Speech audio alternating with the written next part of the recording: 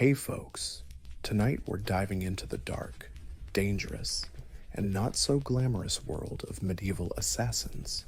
Shadowy figures sneaking through castle halls and dark alleys, changing history one whispered words and one sharp blade at a time. Hollywood makes them look cool, but honestly, being a medieval assassin was basically a nightmare gig. So before you get comfy, hit that like button and subscribe, but only if you actually enjoy what I'm doing here. And let me know in the comments where you're watching from and what time it is. Always fun to see who's tuning in from around the globe. Now, turn off the lights, crank the fan for some white noise, and let's enjoy tonight's journey. Let's be clear, no one in the Middle Ages woke up and said, "You know what? I want to stab a noble for 12 silver coins and the honor of hiding in a barrel for 3 days." Becoming an assassin wasn't a career path. It was more like the last stop on the life went horribly off-track train. Most medieval assassins weren't mysterious loners trained in mountaintop temples. They were desperate peasants, disgraced soldiers, ex-thieves with killer aim, or folks so off the grid they could murder someone and disappear in a census. If you were well off, you didn't become an assassin. You hired one. If you had a title, land, or even a goat, you were management. But if you just busted out of a brutal prison, had a rep for handling problems, and could slip into a tavern unnoticed, congrats. Someone, somewhere, is about to slide a coin pouch across the table and whisper a name, and that name, oh, it's never Bob, the quiet turnip farmer. Usually, it's a corrupt baron, a bishop with too much gold, or someone with 12 bodyguards and a moat. Sweet pay. Awful job, but by the time you're considered, you've got nothing left to lose.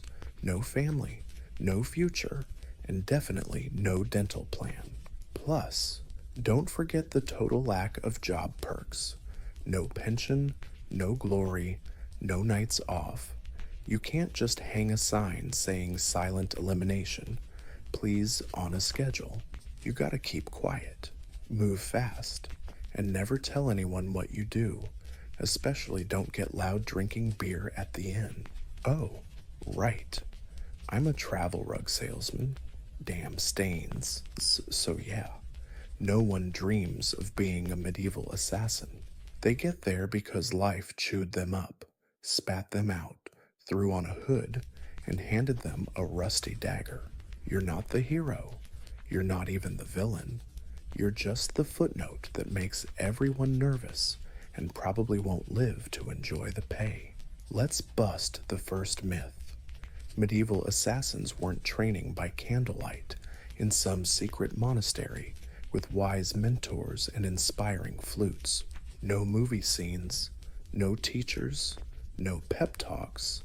If you learned anything, it was how not to die on your first few tries.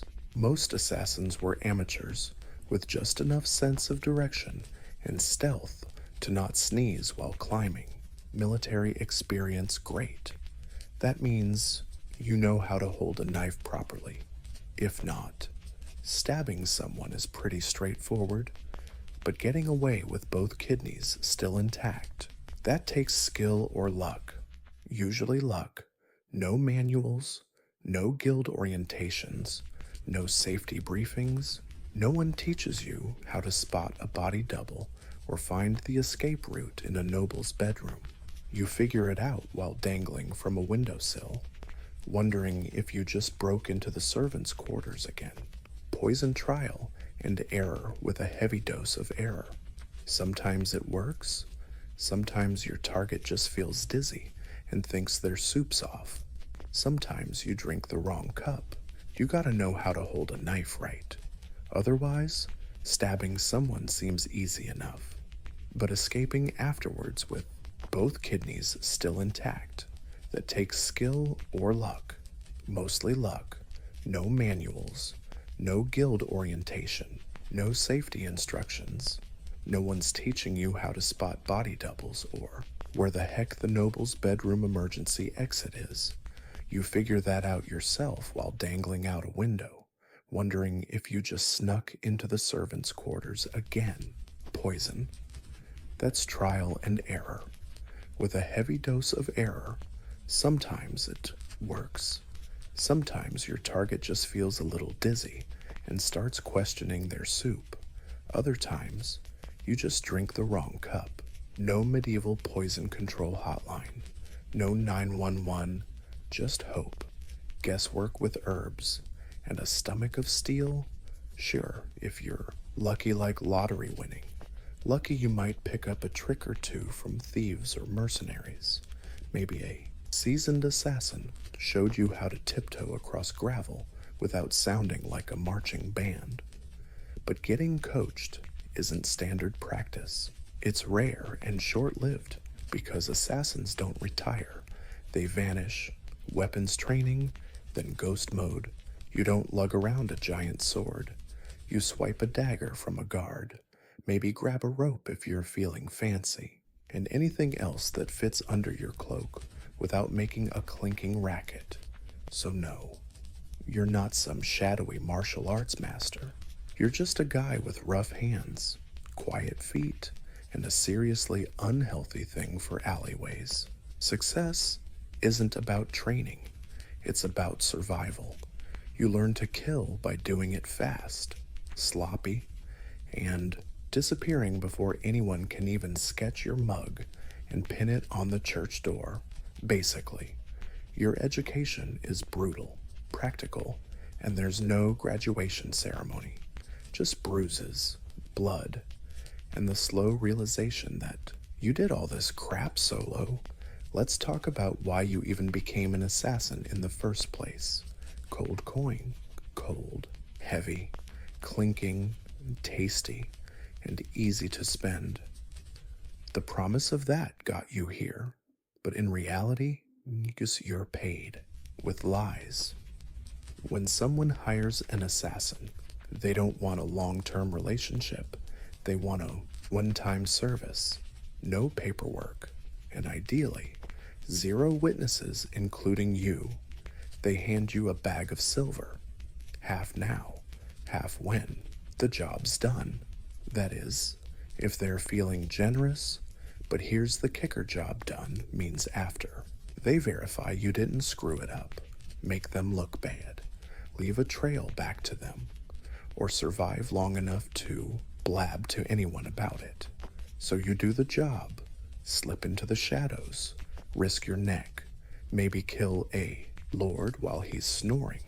No glamour, no romance. Then when you come back, well, about that money client's already bolted, super regretful, or worse. They try to kill you. A knife in the gut is cheaper than a bonus. And even if you get paid, it's never enough. Not for the risk, not for the blood, not for 3 days hiding in a haystack with fleas and a side of moral regret. You get a handful of coins, a curt nod, and a reminder you never existed. Also, fun fact, some contracts are fake. Political traps. You're hired to kill a dangerous guy, only to find out he's bait with guards waiting. Congrats. You just walked into a manhunt with your name engraved on the noose. And even if the deal's real, you can't exactly sue. Dear sir, I'd like to sue Edmund for breach of contract on the assassination.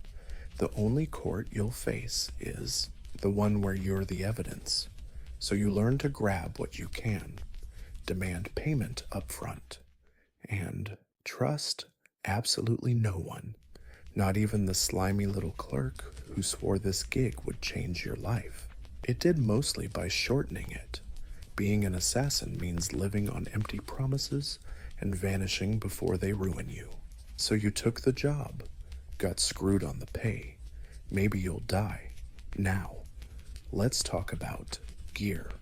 Forget fantasy novels and sneaky video games. No retractable daggers, smoke bombs, cursed knives, or neat little crossbows in your shoes. Your kit is whatever you can. Steal, sharpen, or hide under your ragged cloak without making a clatter. If you're lucky, by which I mean finding a gold coin. In a dead guy's shoe, that's your fancy dagger. No frills, no dragon tooth curve, just sharp, hopefully not rusty, and ideally not smelling like the last person you stabbed. Poison's sure, but not the glamorous slow drip into a wine glass kind. Most medieval poisons are unpredictable, made from plants, minerals, or toad guts. Some hit instantly, some take hours, some make the victim puke for 2 days before. Not as glamorous as slow dripping poison into a wine glass.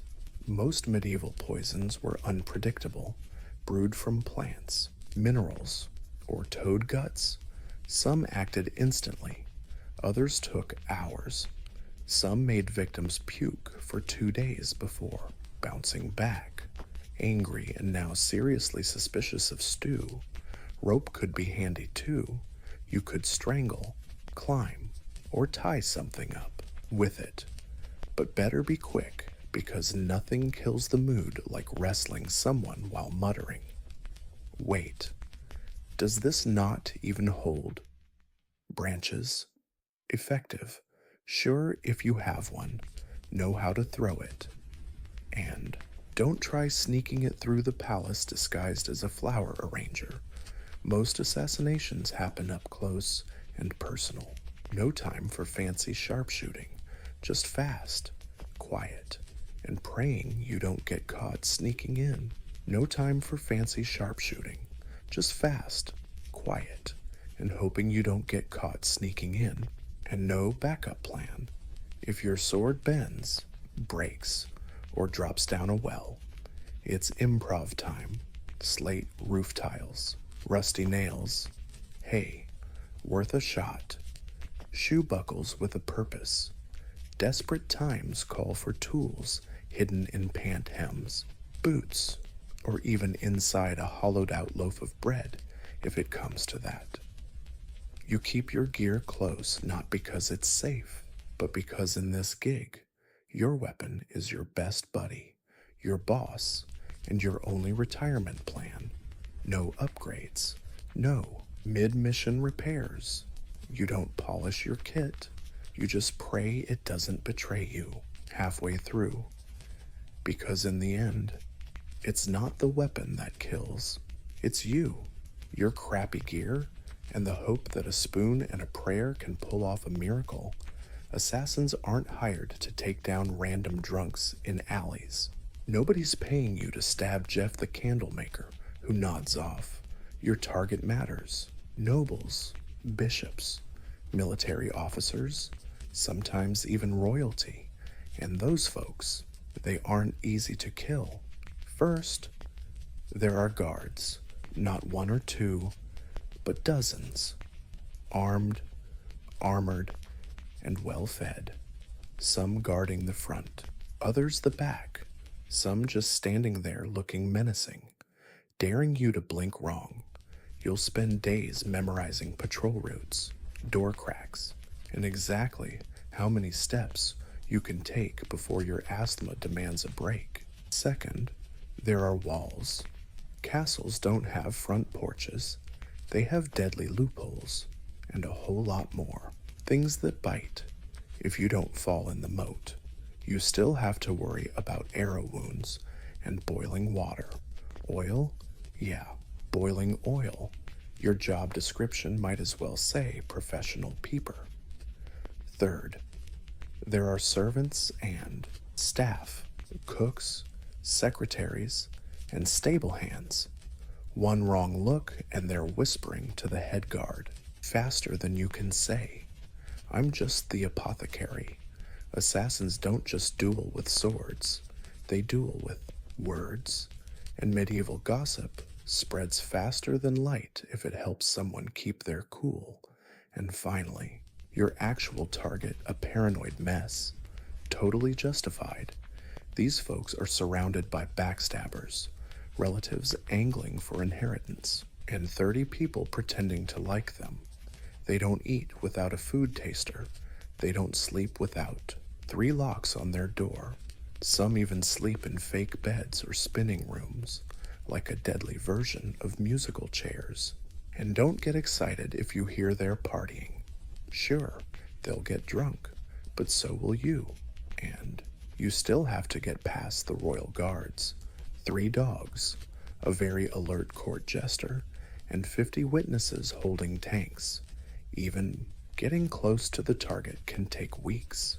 Posing as a servant, bribing a maid, hiding in barrels, and when the final moment comes, you get one shot, a ghost precise, perfect, silent, bloodless vanishing into the dark, or you become the next warning sign at the castle gates with a plaque that reads, "Nice try."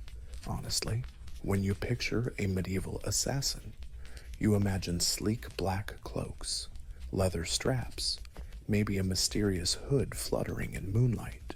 Reality, you look like a sickly shepherd hiding something. Medieval disguises weren't haute couture, no tailored cloaks or stretchy armor. You wore whatever you could scrounge farmer's rags, a monk's cloak 2 sizes too big, or the leftovers of a guard's uniform that still smelled like its old owner.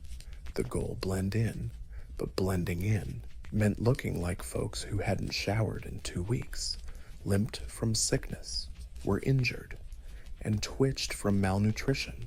You're suspicious not because of the cloak. You're suspicious because you keep adjusting your belt to hide a dagger wrapped in thin cloth. Oh, and forget masks. No fancy forks here. Most face masks just make you look like a leper, great for dodging small talk, terrible for parties. If anyone asks who you are, think fast. I'm Tobias. I handle silent prayers and roof repairs. Even if you get past the guards, noble families aren't all idiots.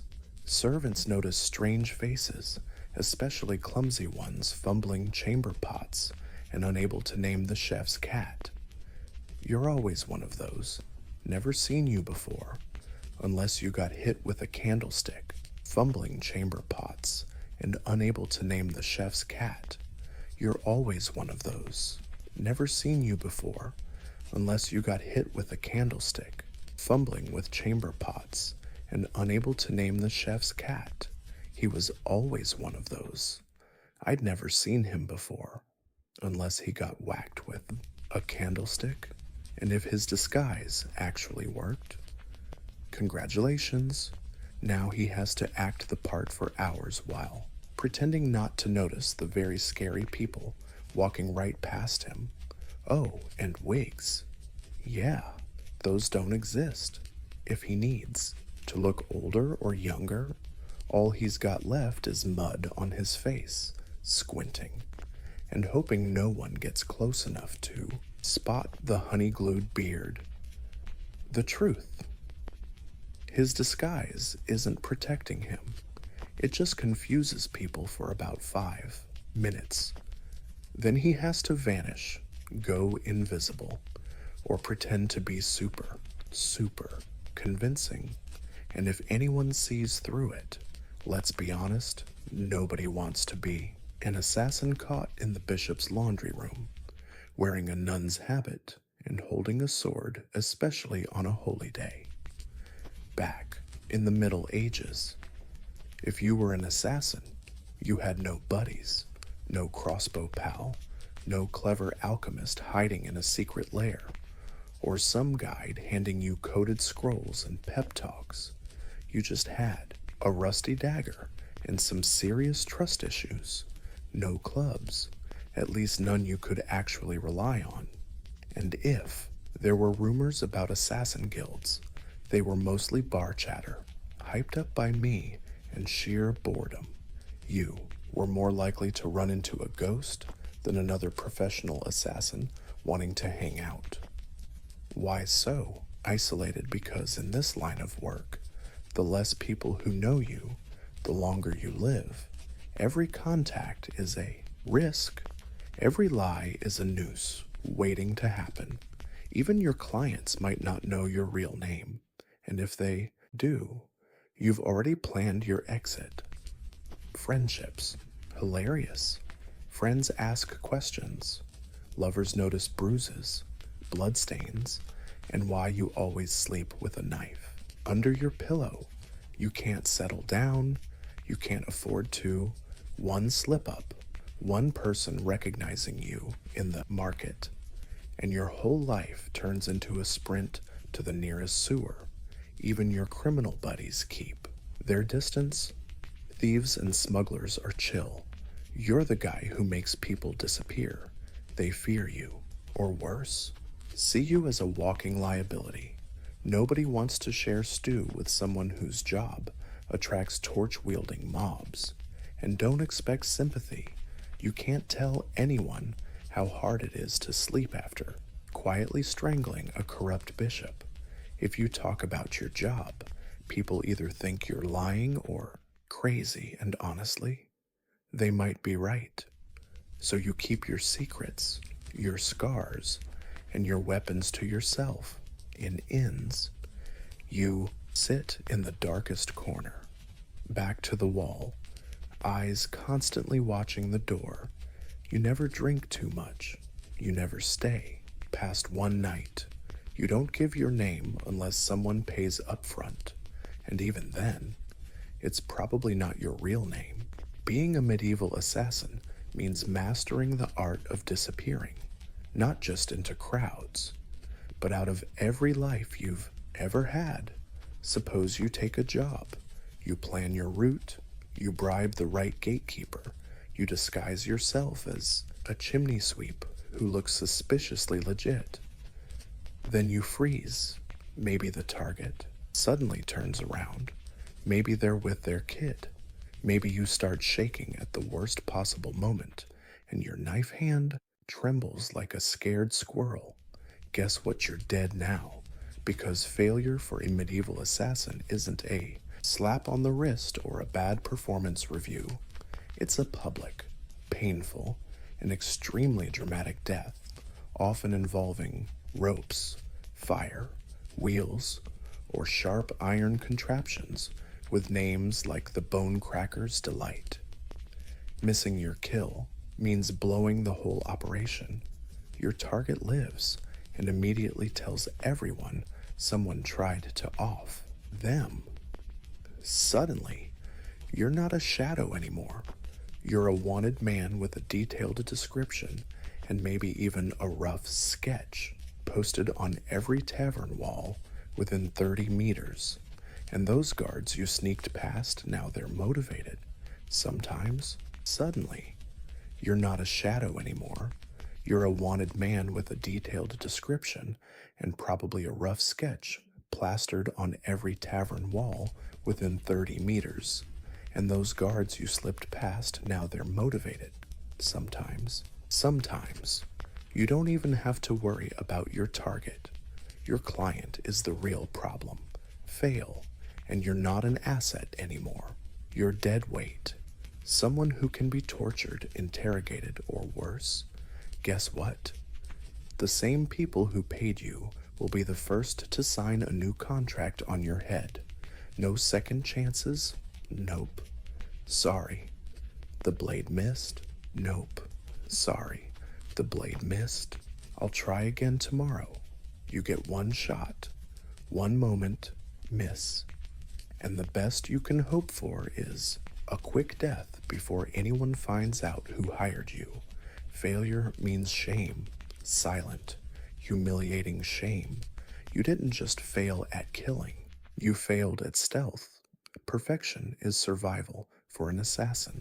Anything less is like painting a target on your back. Turn around and start rehearsing your farewell speech. How many hits you've made before doesn't matter. Nobody cares you nailed it 12 times, because in this game, you're only as good as your last kill. And if that last kill flops, You better start running. So you did it. The plan worked. The dagger hit its mark. No screams, no guards, just a soft thud on the floor and one very important person no longer breathing. Congrats. Now run for your life, because being a successful medieval assassin doesn't mean sipping wine on a rooftop while the city burns behind you. It means sprinting through narrow alleys with someone else's blood-soaked shoes and a dog hot on your trail. No victory laps, no after-work drinks with coworkers, no briefing with the client. You don't even get a moment to admire your handiwork. The second the blade sinks in, your new job is to escape all the people now eager to kill you in ever more creative ways. Guards are coming, doors locked tight, horses tied on the other side of town. You're probably bleeding. You need an escape plan before you act. After work parties with coworkers? Nope. No briefing meetings with clients. You don't even get a moment to admire your handiwork. The moment the blade sinks in, your new gig becomes running for your life from folks who now want to kill you with ever more creative methods. Guards are coming, doors locked tight, horses tied up across town. You're probably bleeding. Time 2.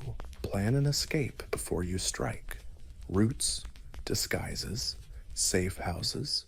Maybe a ferryman owes you a favor, or at least won't ask questions, because the city's about to lock down in minutes. No one wants a scandal.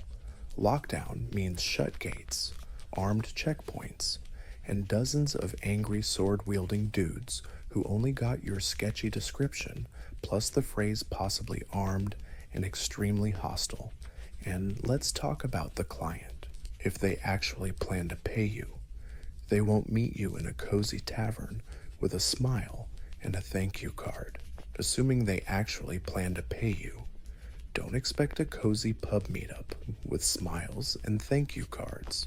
They'll probably vanish too, because an assassin who just finished a job is the most dangerous guy alive. You know too much. You've proven you can get into places others can't. So even when you succeed, you walk away with a coin in your pocket and a giant target on your back. And what do you get a week? Camping out, bribing captains, shaving in the dark, and pretending your name is Lucian while trying to blend in with monks heading east. Because success doesn't mean survival, it means starting the whole game over again in a new city under a new name, this time with even more people hunting you. So yes, you took down the enemy. Now run like hell. If being a medieval assassin wasn't already miserable enough, poor, hunted, and sleeping in places that stink like goat. You also have to deal with everyone else's wildly creative paranoia, because in the Middle Ages, assassins weren't just feared, they were cursed. To the average peasant, you weren't just a hooded killer, you were some evil creature whispering to demons and smearing frog guts on your blade under a full moon. Otherwise, how else could you sneak past guards and vanish into the shadows? Logic was not exactly a hot commodity back then, but superstition, oh, that was everywhere. Some believed assassins could shapeshift. Others swore you'd turn invisible unless you bathed in holy water. A popular tale said assassins hung out with forest spirits and could breathe deadly poison right through walls. Imagine walking through a village and hearing a woman hiss, "Don't look into my eyes. He might curse your baby." Even your tools were suspicious. Carrying a dagger, obviously forged in a cursed blacksmith's fire, using poison. That's not chemistry. That's witchcraft. And you probably stirred it with a severed toe under a blood moon. You'd think this fear would work in your favor. After all, everyone keeps their distance.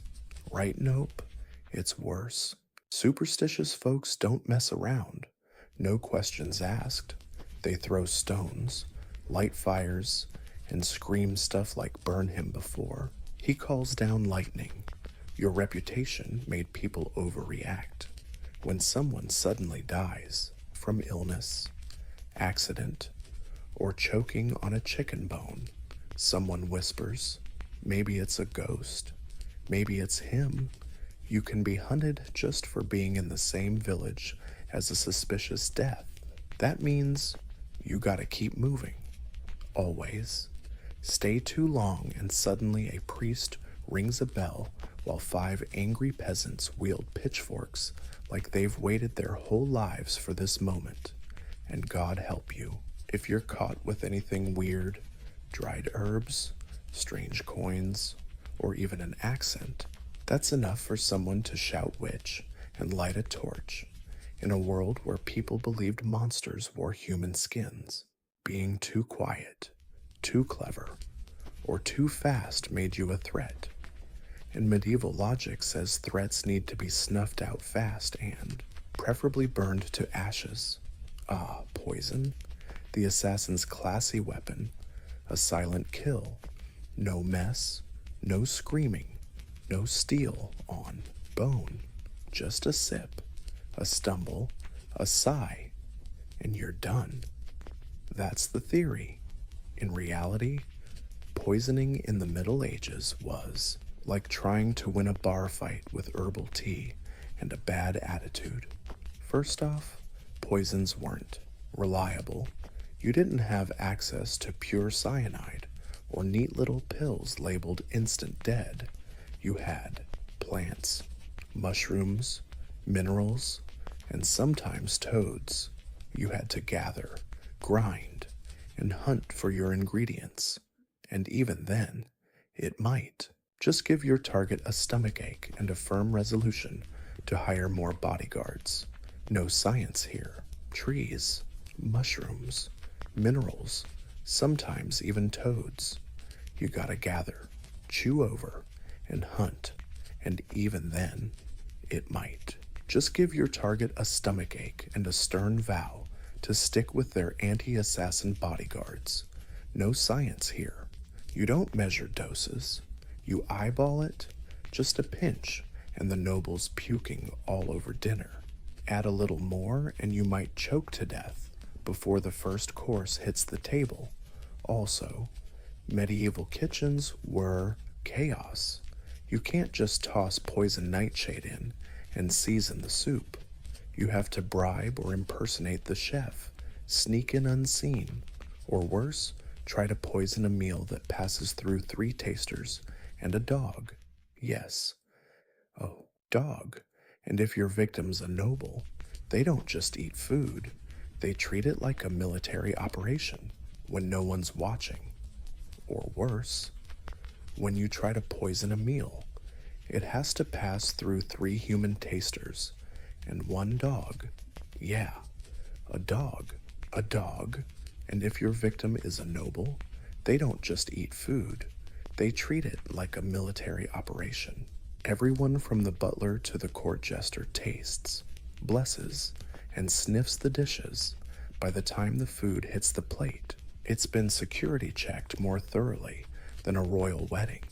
Even if you think you pulled it off, you might still get poisoned. It goes undetected, and the real target eats it. What happens next? Well, that's where it gets really unpredictable. Some poisons take hours, some take days. 1 minute, your target's laughing at a joke. Next thing you know, he's clutching his stomach and demanding to see his astrologer. And if they survive, guess who they blame? Not the chef, not the taster. Nope. The quiet guy with the herbal knowledge and the sharp eyes. So, poisoning? Yeah. It's a crapshoot, risky, slow, and full of variables, all bad news for you. And if you get caught, it's not a quick death. They torture you until you confess to poisoning everyone from the Duke down to the dog. You'd think if you managed to change history by killing a tyrant, sabotaging royal bloodlines, or snuffing out a political threat. Someone would remember your name. Nope. You're an assassin. That means your name never memorialized. At best, you're just a rumor, a hooded shadow, a cold-eyed stranger, or a quiet man who never finishes his beer. You might have pulled off the century's most epic hit, but you still die mysteriously and anonymously. That, right there, is the problem. Your client doesn't want a story. They want plausible deniability. The fewer people who know who did it, the safer they are and the less likely they'll get poisoned by their own assassin. So your name gets buried the second the job's done, even if you're the original. You don't sign your work. You don't brag. No trophies. You only exist in that deadly moment. And if anyone knows your name, it's basically a fantasy. In your line of work, unfinished business has a very short shelf life. Forget honor. No medals for silence.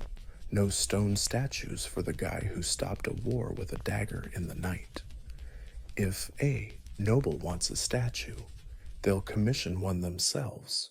You get a wooden box, a grave with no headstone, or if things go really south, a head on a spike labeled traitor. Sometimes your name's only known to be cursed, a whispered warning. Don't cross the king. Remember what happened to Lord Ulrich. Yeah, that. And the guy who did it vanished like a ghost. That's his legacy. Not fame, not fear, just absence. You're not allowed to leave a trace.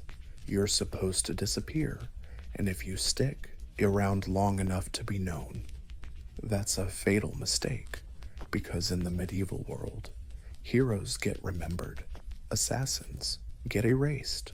So you survived, you finished the job, you even got paid. A miracle. Right now, all you have to do is zip it, bow your head, and trust your client to keep their end of the deal and protect your identity, right wrong, because in the medieval assassination world, there's a rule even more sacred than not getting caught. Don't ever trust anyone, especially not the one paying you. Your client, be it noble, merchant, or scheming bishop with questionable morals, doesn't hire you out of respect. They hire you because they need something terrible done, and you're the sharpest tool in the shadows. Once the job's done, you become a liability. You know too much. Who wants who dead? When? Why? And maybe even how much money changed hands. Willing to pay how much for that. That makes you dangerous, not just to enemies, but to your own client. So what did they do? They ignored you, they denied ever meeting you, or worse, sent someone else to clean up with something sharper than ink. There have even been cases where the client double booked, hiring one assassin to do the job and another to kill the first one right after. No refunds, just risk reduction. And if you dared to blackmail the client, threaten to spill their secrets, that's bold, and also your last mistake, because the powerful in medieval times didn't negotiate with assassins. They crushed them. If your client had even a shred of honor, which was rare, you might get paid and left alone. But even then, assume they're watching you from afar, someone sharpening steel and memorizing your footsteps. You're the unspeakable secret, the shadow that can't stay put. Even success can't buy trust, because in their eyes, if you kill once, you'll kill again, and nobody, not even the one who hired you, wants to be next. Suppose somehow you survive all that. You live through murders, lies, poisonings, betrayals, outlive your enemies, your boss, and maybe even your own. Someone's stalking you from the shadows. There's a guy sharpening steel somewhere, memorizing your every move. You are a secret that can't be spoken, A shadow that can't linger. Even success won't earn you trust, because in their eyes, if you kill once, you'll kill again, and nobody, not even the boss who hired you, wants to be next. Let's say, so somehow, you survive all that. You live through the murders, the lies, the poisonings, the betrayals. You outlive your enemies, your employer, and maybe even your own sense of morality. So what now? You retire? Nope. Because in medieval times, assassins didn't get retirement plans, no farewell parties, no quiet little beach cottages, no gold coin pensions or whispered thank yous. You don't fade into peaceful life. You disappear, or you die.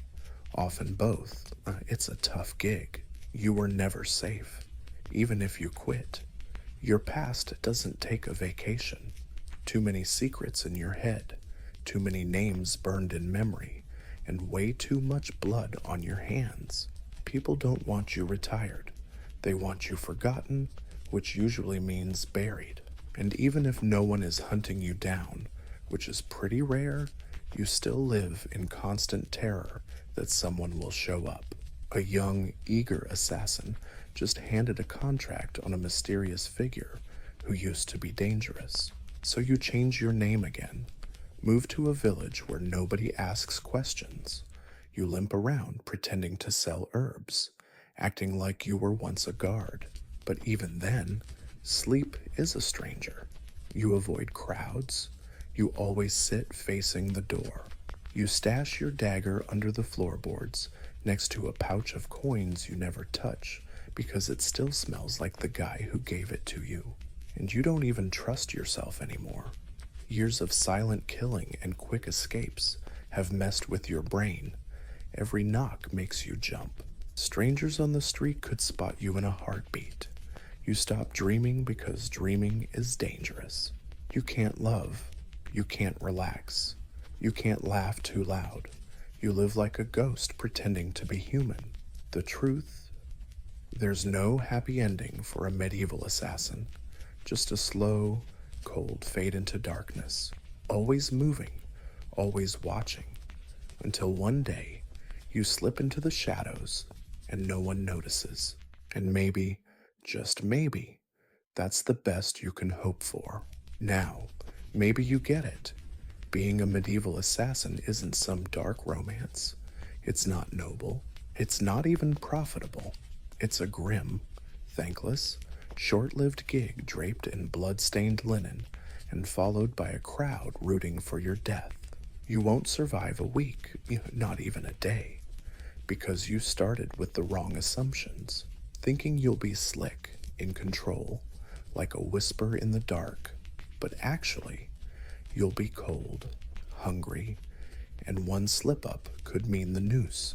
You sneak into town, pull your cloak tight, ready to strike only to find your targets moved. Drunken guards who still shoot first and ask questions never. And the horse guy you paid for info just sold you out for a beer and a piece of bread.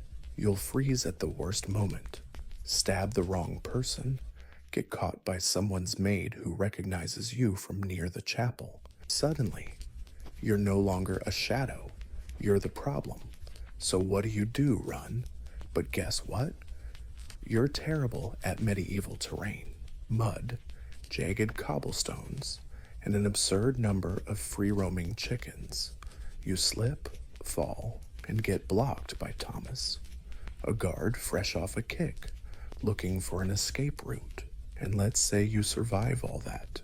Then you gotta deal with the aftermath. No allies, no honor, no future, just whispers, suspicion, and the sinking thought that even if you make it, the best you can hope for is dying old and alone, hiding behind a fake name in a village still believing in fairies. So no, you won't survive, and honestly, you shouldn't even try. Assassin life isn't peaceful. It's a brutal machine that chews people up and spits out shadows. It gives you power with no peace, purpose with no place in the world. You don't make history, you erase yourself from it, and the only thing waiting at the end of the road is silence. A silence so complete, no one even remembers you were ever here. Before she became the fearsome queen of Macedonia, Olympus was known as Myrtle, a Maloyan princess from the rugged tribal lands of Epirus. Her people claimed to be descendants of Achilles. Whether heroic blood really ran in her veins is something for sure. This was no woman born to stand on history's sidelines. It was from childhood.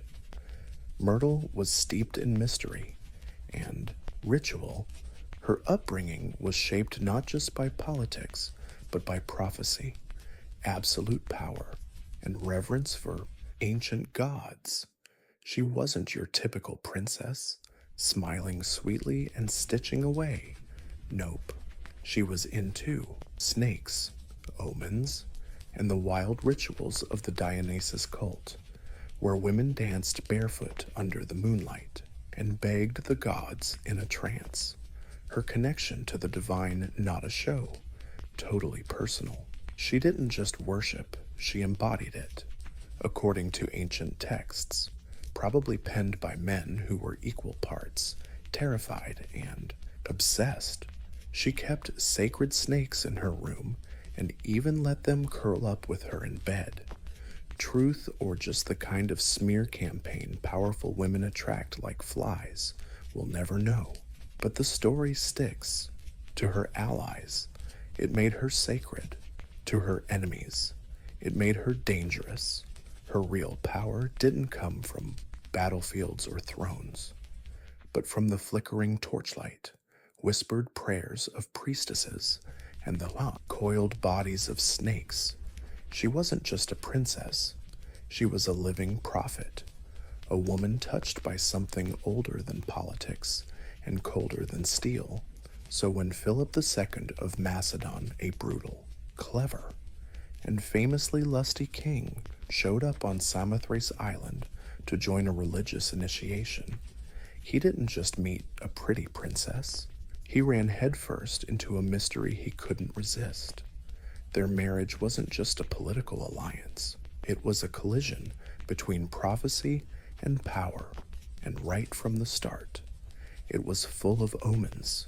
Some say lightning struck the sky on their wedding night. Others claim Olympias dreamed of lightning hitting her belly. All of it would become legend. But one thing's for sure, the union of Olympias and Philip didn't just produce a kid, it produced Alexander the Great, and she intended to shape his fate from his very first breath. Olympias's marriage to Philip II wasn't the fairy tale you'd expect from a queen about to birth an empire. From the get-go, it was a volatile mix of prophecy, pride, and paranoia. Philip, ruthless, charismatic, and a collector of wives like trophies, married Olympias around 357 BC. She might have been just a teenager, but she was no innocent.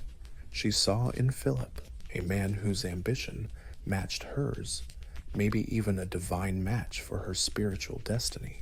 Macedon wasn't exactly a walk in the park. It was a land of iron, ambition, where kings were killed by cousins and brothers, only to become rivals overnight. But Olympias, priestess of Papyrus, walked in with her head held high and eyes on the crown. Their marriage hit rough patches early on. Philip, with all his political genius, wasn't born for monogamy. He kept marrying women, often for alliances, always for power. But Olympias wasn't the type to sit quietly in the shadows. She had her own court, her own alliances, and was known to consult prophets and powers to predict her future, and maybe Philip's too. Then came Alexander's birth. Even that was wrapped in cosmic drama.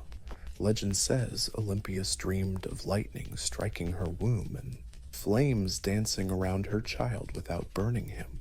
Philip reportedly dreamed of a lion sealing his wife's womb. Yep, a real lion. Whether they bought into these visions or just made them up, they acted like Alexander was destined to rule not just a kingdom, but the whole world. But even after the kid was born, cracks in the royal marriage only deepened.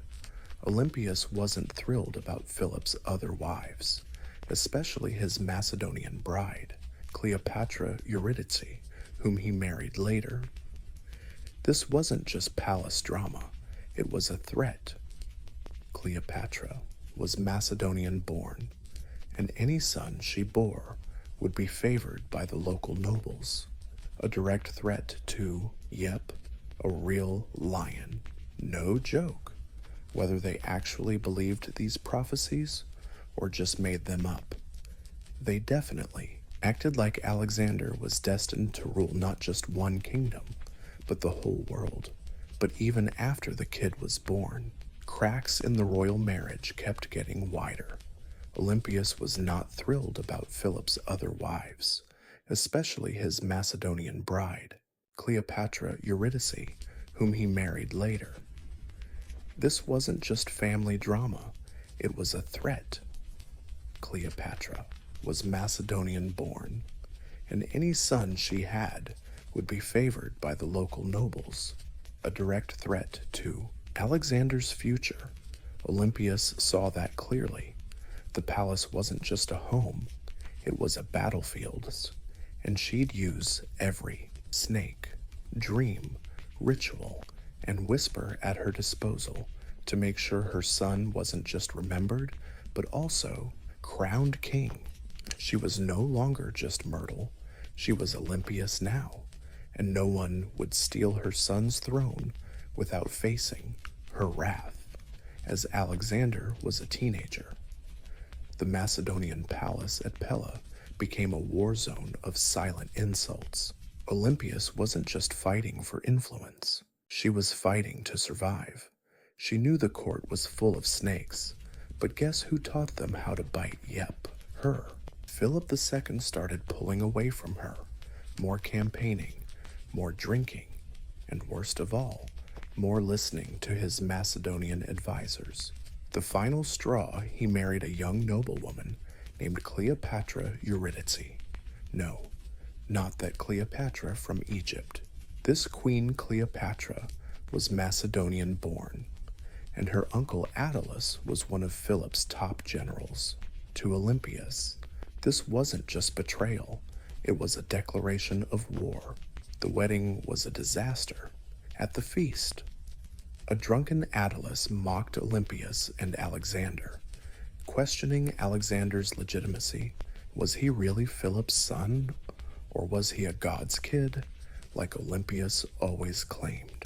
That jab stung, but Olympias owned that myth. Let them whisper, let them believe her son was touched by Zeus himself. It made him untouchable. Alexander stormed out of the party. Olympias left Macedon for good, retreating to Epirus. But exile wasn't defeat, it was strategy. Back home, she was still royalty. She could gather support, whisper in ears, and watch Philip's palace rot from the inside. She didn't need to be there in person to be dangerous. Then came the shockwave. Philip was assassinated at his daughter's wedding, just as he was prepping to invade Persia. The man who was about to become not just king of Macedon, but potential emperor of the world, was dead. The same question echoed through every marble hallway and brightly lit hall. Who did it? Was it Pausanias, the disgruntled bodyguard, a palace conspiracy, Alexander himself, or whisper it, Olympias? Nobody could prove it. Nobody dared try, but plenty believed it. After all, within days, Cleopatra Eurydice and her newborn were dead. Some say Olympias offed them both. The snake slithered back into the palace, and nothing stood between her son and the throne anymore after Philip's death. While Macedon drowned in grief and confusion, Olympias made her move. While others scrambled to make sense of the chaos, she acted fast, ruthless, and decisive. First up, Cleopatra Eurydice, the young Macedonian queen and rival wife, was eliminated. According to some gruesome tales, Olympias didn't just kill her, she made sure her death was public, symbolic, and humiliating. Some say Cleopatra was forced to hang herself after watching her infant die. Others claim Olympias threw the baby into a funeral pyre. What's agreed on is this no mercy was shown. Olympias understood what many ancient court mothers refused to accept. In a royal palace, mercy is a luxury queens can't afford. An enemy child, no matter how tiny, is a future war. Olympias stopped playing defense. After wiping out Cleopatra and her bloodline, she could focus on. Old courts wouldn't touch it with a 10-foot pole. In the royal palace, mercy was a headache. Even the tiniest rival kid was basically a future war waiting to happen. So Olympias stopped playing defense. After wiping out Cleopatra and her bloodline, she could finally focus on protecting Alexander's throne. Her teenage son, bold and brainy, schooled by Aristotle, got crowned king without much fuss. But don't be fooled, it wasn't just his charm or dad's legacy that did the trick. It was Olympias. She knew which general to threaten, which noble to sweet-talk, and who to quietly off. She didn't just protect her son's rise, she turbocharged it. Alexander himself wasn't always on board. Rumor has it, he didn't like the violent moves against Cleopatra's family, but he didn't stop it either, because deep down, he knew what Olympias always knew. Power demands blood, and in Macedon, blood was both a blessing and a curse. After her son took the throne, Olympias started to step back, slowly fading from the spotlight. But this wasn't retirement. She was just swapping public attacks for stealthy influence. When Alexander geared up to conquer Persia, she stayed put not as a passive queen, but as the spiritual bodyguard of his destiny. She sent him relics, quoted prophecies, and performed rituals on his behalf up on Mount Olympus. Her son's mission wasn't just a military campaign. Pretty epic, right, Alexander? Wasn't just waging war, he was fulfilling prophecy, and as long as she was breathing, no rival, whether Macedonian, Persian, or anyone else, was going to mess with that divine plan. She crowned her son, she cleaned house. Now she'd guard his empire from behind the curtain, teeth bared, while Alexander marched east to conquer the known world. Olympias stayed in Macedon, a queen without a throne, but still packing power. Her official title was Queen Mother. But don't get it twisted, she ruled in name only, even though regency technically went to Antipater, one of Alexander's trusted generals. Olympias refused to be sidelined. She kept writing her son letters to advise, warn, and sometimes scold him. These weren't the sweet notes from a loving mom. They were political briefings loaded with prophecies and venom, and Alexander, thousands of miles away, read every word. She reminded him who his real enemies were. She questioned the loyalty of his companions. She criticized his obsession with Persian customs, his choice of wives, and his god complex. No one else dared say that stuff to him, but Olympias never feared speaking up. Whether as a mother or as a priestess of divine will, back in Macedon, Antipater was getting more and more pissed off. Olympias had undermined him at every turn. She exploited her status, religious power, and family ties to stir up opposition against him. She had influence in Epirus, Thessaly, and among the nobles. She spread rumors faster than wildfire, and with Olympias, a whisper could be deadlier than a sword. Meanwhile, her letters to Alexander got more urgent.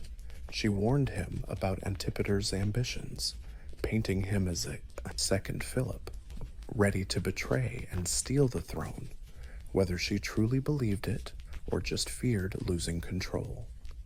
She kept pushing her son to act, but Alexander hesitated.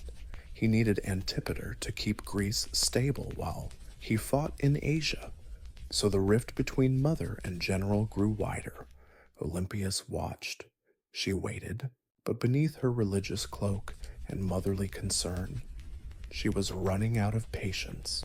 She wasn't about to endure years of palace war just to be bossed around by some grumpy old soldier, as Alexander's empire stretched from Egypt to India. Olympias saw cracks forming. He was carrying too much, trusting too many foreign advisors, and drifting away from the mother and gods who made him.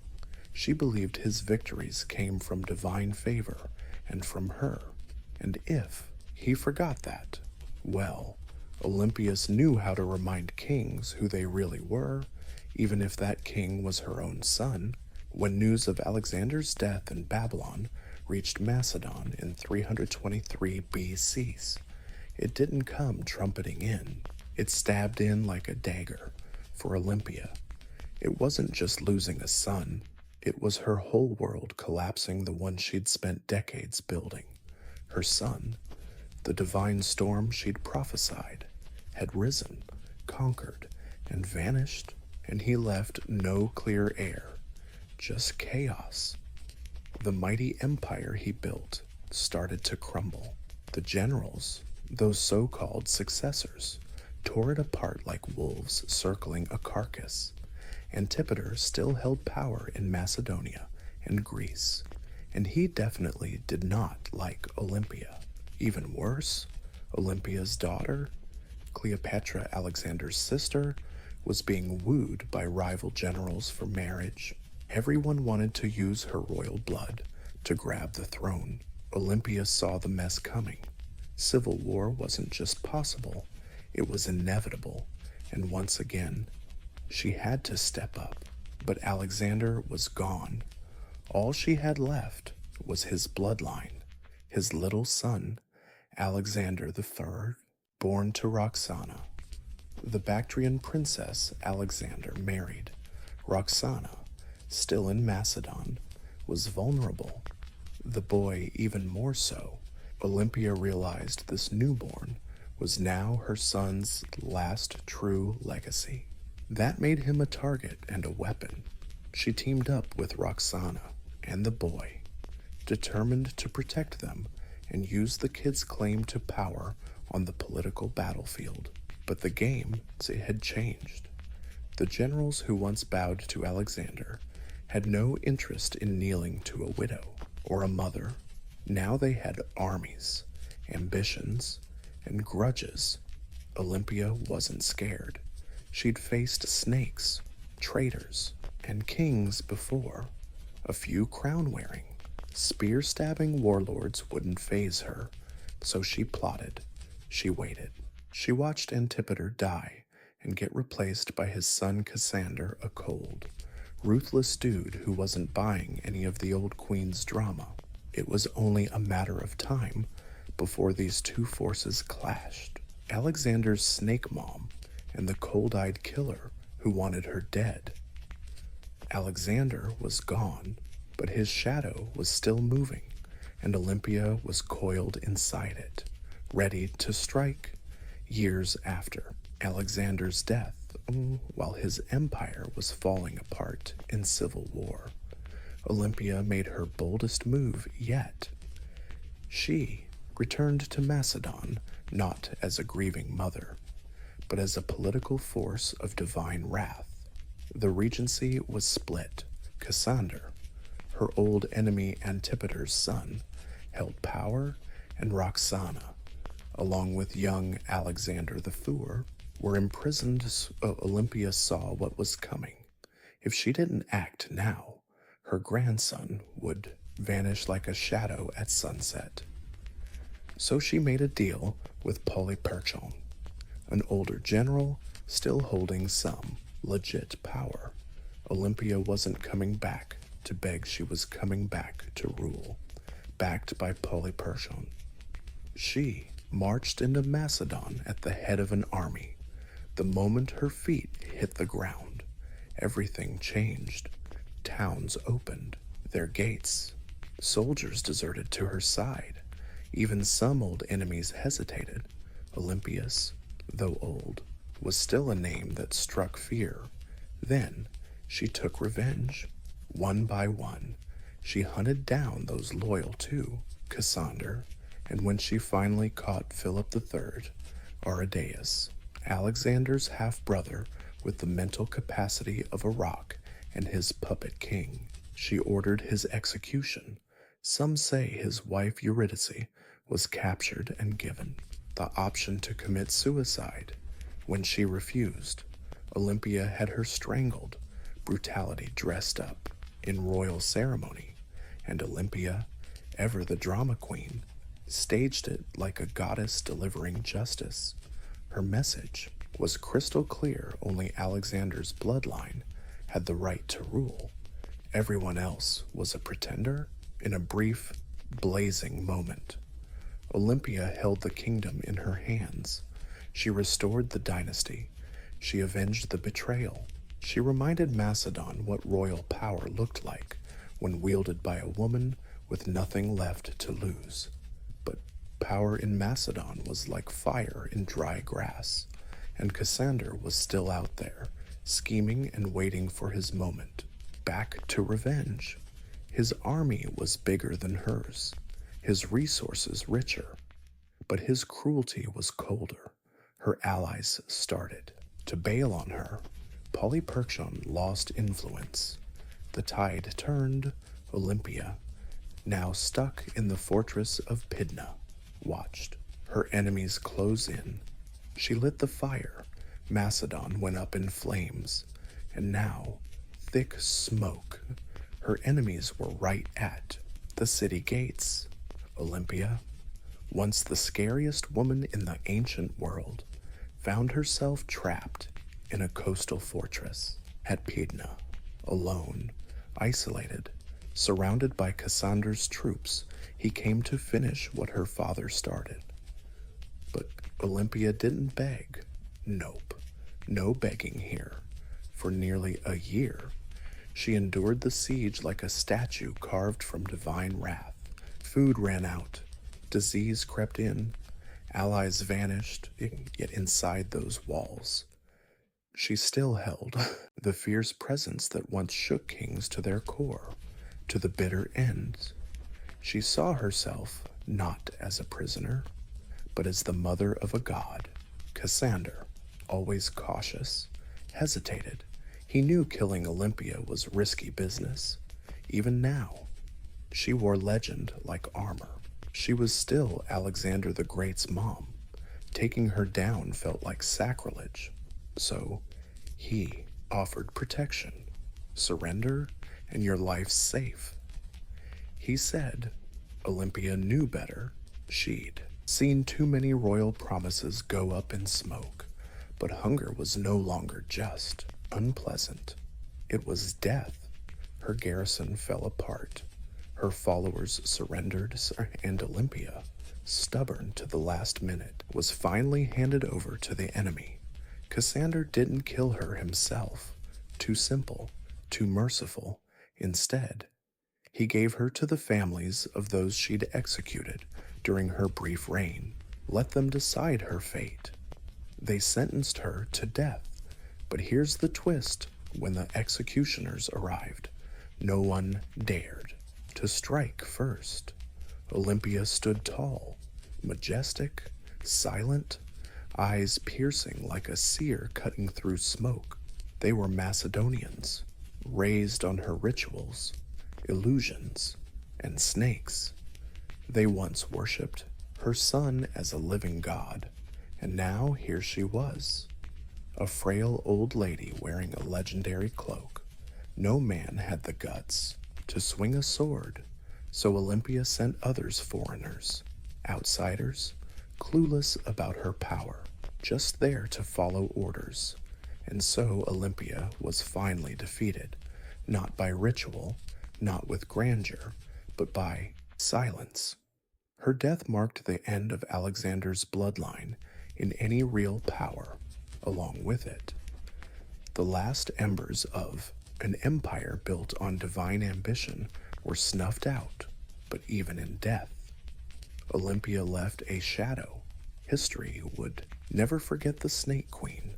Olympia didn't die on a throne, but in dust, unarmed, abandoned, and executed by the very people she once ruled. But history's funny that way.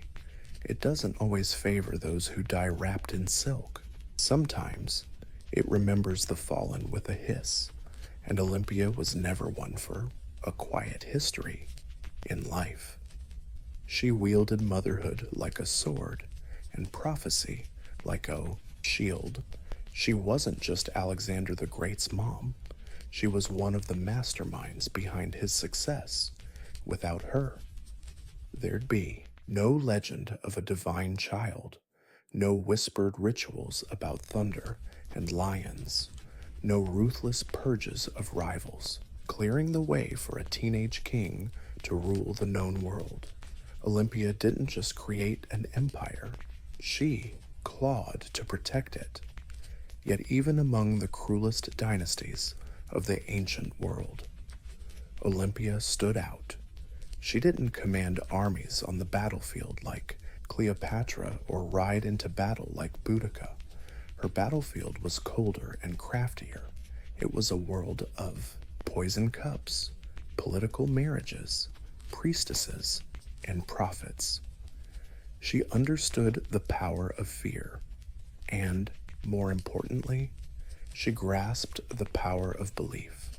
She made people believe her son was divine. Maybe she believed it too. More importantly, she understood the power of belief. She made everyone believe her son was divine. Maybe she believed it too. Her enemies called her a killer, witch, manipulator, and they weren't wrong. Olympia's had all that and then some. She was a product of a brutal world that valued cunning over kindness. And she knew early on that mercy was a luxury queens couldn't afford. In the centuries after, she was both reviled and mythologized. Some called her a villain, others saw a visionary, but no historian, ancient, or she was both slandered and mythologized. Some called her a villain, others a visionary, but no historian, ancient or modern, would ever dare call her useless. She haunted Alexander's legacy like a ghost, always lurking behind, always behind the curtain. And maybe that's exactly where she belonged, not as a tragic mom or a footnote in some king's story, but as a legend all her own, the woman wrapped in prophecy, sleeping beside snakes, outliving gods themselves. Olympia's bones have long turned to dust, but her legend lives on in every tale of ruthless queens, in every bloody whisper of fate, in every empire built on myth. She's there, curled up in the shadows, waiting. On sunny Crete, just a few miles south of the modern city of Heraklion, there's a ruin that looks more like a dream than a real place. Stone corridors twist in every direction. Rooms spiral back on themselves. Stairs lead nowhere. Even today, you can easily get lost. This is Knossos, the heart of Minoan civilization and the supposed inspiration for one of humanity's oldest legends. The labyrinth of the Minotaur, But before the myth, there was a palace unlike any other, built around 1900 BC and expanded over centuries. Knossos wasn't just a royal home, it was a whole city under one roof, nearly $150,000 square feet, over 1,000 rooms, skylights, storerooms, temples, workshops, and possibly the first flushing toilets in history, running water, multi-story apartments, and a complex air circulation system. This wasn't some crude fortress. It was a masterpiece of architecture. To modern archaeologists, Knossos looks like organized chaos.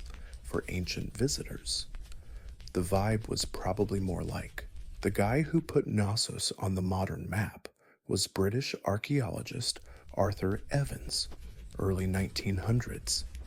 He digs this place up and quickly decides it's the origin of the Greeks' labyrinth legend. The layout was confusing, the architecture iconic, and everywhere he looked, there were bull motifs painted on walls, carved in stone, or crafted into tiny golden charms. After all, bulls were sacred to the Minoans. Evans even went as far as naming this civilization after the legendary king Minos. Whether Minos was real or not, his myth is tied to the ruins. But here's the kicker: nobody ever found an actual labyrinth. No underground maze, no prison cells, no half-man, half-beast monsters. Instead, what we have is something way more mysterious. A city designed like a looping maze, with wings and layers, deliberately making movement tricky. And the deeper you go, the blurrier the line between history and myth becomes. So the big question remains: was the Minotaur born from these walls? Or is the palace itself the monster saying no isn't easy? But it sure makes us ask the right questions. This myth is famous for destruction: a giant half-man, half-bull trapped in a maze so complex no one escaped. Only Theseus, Athens' hero, manages to kill the beast and escape thanks to a ball of string and Princess Ariadne's smarts. But where did this story start, and why a labyrinth early versions talk about King Minos, the mighty ruler of Crete, demanding Athens send 7 boys and 7 girls every year as tribute? These unlucky souls were fed to the Minotaur, a creature born from divine punishment and shame. The Minotaur, locked in the underground labyrinth, that symbolized the dark side of power, some savage beast hiding behind grandeur. To the ancient Greeks, Crete was a land of wealth, mystery, and fear. The sailors here, the Minoans, were seen as both refined and strange. Their rituals involved bull leaping, their art depicted weird gods, and their palaces looked nothing like anything on the mainland. For a Greek visitor around 1000 BC, Knossos might have felt like another world. The bull itself was sacred in Minoan culture. Frescoes show young men and women vaulting over charging bulls in ceremonies. Sacrificial horns, stylized bull horns, appeared on rooftops and altars. Mix that with a palace that feels like a maze, and you start to see the ingredients for a legend. But what if the Minotaur wasn't just a monster? What if it was a metaphor? Some scholars think the story reflects Crete's dominance over Athens, back when Athens had to pay tribute to a stronger, stranger power. The labyrinth might symbolize political entrapment of weaker states, and the Minotaur, the fierce, terrifying force behind Minoan rule. Others say it's more psychological. The labyrinth is the subconscious, the Minotaur is our hidden urges, and Theseus is the brave hero, stepping into the darkness, guided only by a thread of memory. Yet the myth remains tied to Knossos. The palace is the closest thing to a real labyrinth we've ever found. No monsters, no Ariadne, but maybe there's something deeper. Not just a legend echoing history, but history trying to become legend. Long before Athens built marble temples or Sparta sharpened spears, there was the Minoan civilization, one of Europe's earliest advanced societies. They ruled not by conquest, but by trade. Ariadne? But maybe there's something deeper, not just a legend echoing through history, but a history trying to become legend. Long before Athens built marble temples or Sparta sharpened spears, there was the Minoan civilization, one of Europe's earliest advanced societies. They ruled not by conquest, but through trade, art, and what looked suspiciously like supernatural architectural skills. At the center of their power was Knossos, a palace that was more than a royal residence. It was the hub of culture, ritual, and economy. The Minoans thrived from around 2600 to 400 BC, based on the Cree language. They built a vast trade network reaching Egypt, Mesopotamia, the Levant, and even the far shores of Spain. Their ships sliced through the Mediterranean like silent arrows, hauling pottery, saffron, copper, and luxury goodies. They didn't build mighty armies. Nope. They built relationships, and that made them rich. No swords required. The coolest thing about Minoan culture, it was nothing like the later Greek stuff. Their art celebrated nature, animals, and the smooth moves of humans, not war or divine punishments. Wall art showed dancers, dolphins, and athletes vaulting over bulls. Even their goddess was different. These powerful topless statues usually held snakes, symbols of fertility, transformation, or protection. At the heart of it all was Konos, not a hilltop fortress, but a complex nestled in a lush valley. The island had no massive defensive walls, suggesting the Minoan either felt safe on their island or were confident enough not to bother with walls. Their swagger showed up in architecture, multi-story buildings, covered courtyards, and advanced plumbing hinted at a society way ahead of its time. Still, despite their sophistication, the Minoan left behind no deciphered texts. Their main script, Linear A, remains a mystery to this day. We don't know what they called themselves. We don't know what their king believed in, what they prayed for, or what really went on behind the walls of Nos. All we've got are ruins, art, and their influence. Later picked up and echoed in Greek mythology by the Mycenaeans, the Minoan didn't just build palaces, they were the architects of mystery, and Nos wasn't just a building.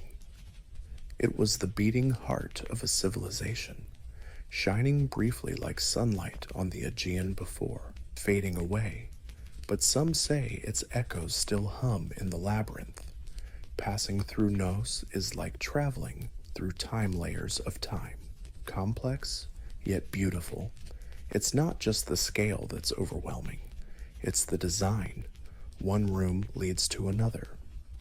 Corridors split and vanish. Skylights cut through the center of the building. Spiral staircases dip into shadows, or suddenly pop up in sunlit courtyards. Nothing moves in a straight line. No wonder ancient visitors whispered about its maze-like nature. Knossos wasn't just a palace, it was a living creature, spanning roughly 150,000 square feet. This complex housed over 1,000 rooms, some tiny, some massive. These weren't just random rooms.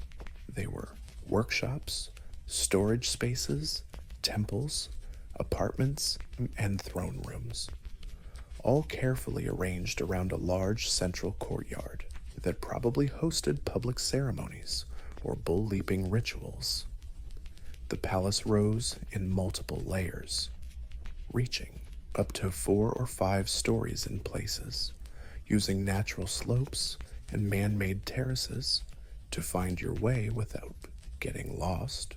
You'd need memory, instinct, or a thread like Theseus. Yet this apparent chaos hid remarkable intelligence. The Minoan mastered passive ventilation, cooling rooms with air shafts and open stairs. They channeled rainwater through clay pipes and had flush toilets long before Rome made it popular. One of the most iconic spots is the throne room, named after the alabaster stone seat fixed to the wall, flanked by benches. Surrounding it are frescoes of unicorns, protective gods from mythology. Was this the seat of a priest-king, the goddess's chamber, a sacred courtyard? Nobody knows for sure. And the walls tell part of that story in color. The vivid fresco shows dolphins swimming above a bathing pool, women in elegant pleated skirts with bare chests, young men leaping over bulls in midair. Art wasn't just decoration, it was identity soft, natural, deeply tied to land and sea. But the deeper you go, weren't just decoration, art was identity, soft, natural, deeply connected to land and sea. Yet, the deeper you go, the more nose starts to confuse you. Some parts seem deliberately complex, like they were designed to mess with your head. Maybe that's where the labyrinth legend comes from. Not a monster's prison, but a palace that feels alive, a building that inspires awe, ritual, and a touch of fear. No locked doors, no mythical beasts, just a place built to make you wonder where the heck you are and what's waiting around the corner. Nos isn't just some admin hub or royal crib. It's a temple, an architectural soul of the Minoan people, soaked in ritual, myth, and sacred mystery. Unlike later Greek temples, with their sky-high columns for Zeus or shiny marble shrines for Athena, Nos's spiritual world is way subtler, woven right into the building's bones. The shrine hides in a corner. Columns stand tall like holy guards. Stylized, symbolic horns adorn the roof and altar, like some ancient branding.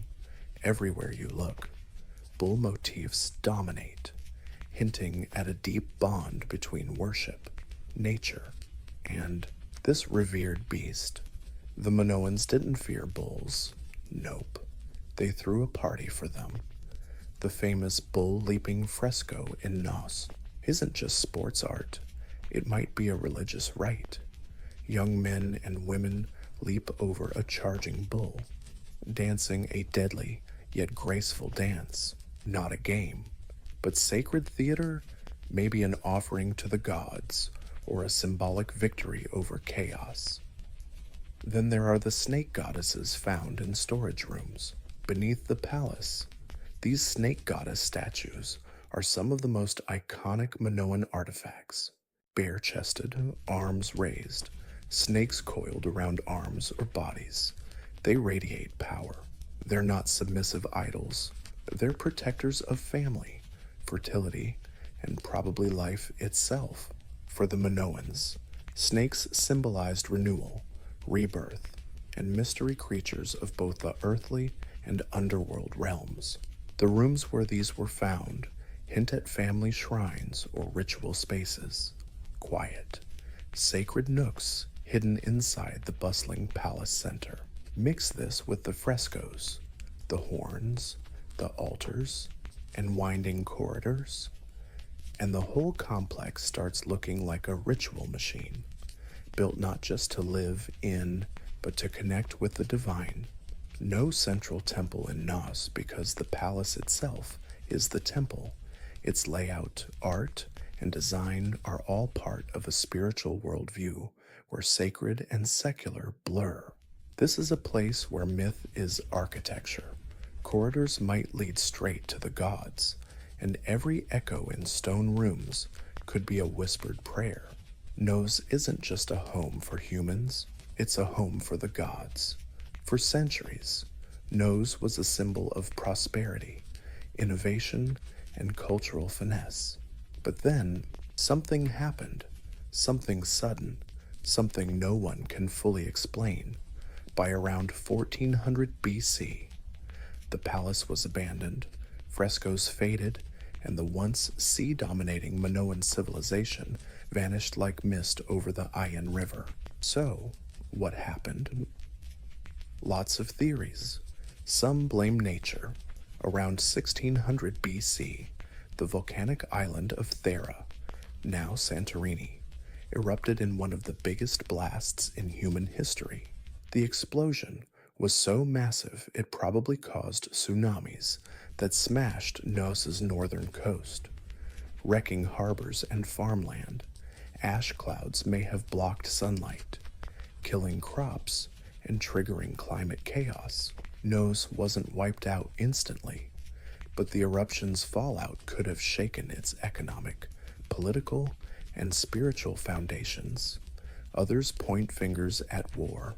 By 1450 BC, the rising power of the Mycenaeans, mainland Greeks, might have exploited Minoan's weakness. Archaeology shows Nos was briefly occupied, but the culture changed. Home of the gods. For centuries, Nos symbolized prosperity, innovation, and cultural sophistication. Then, something happened, something sudden and unexplained.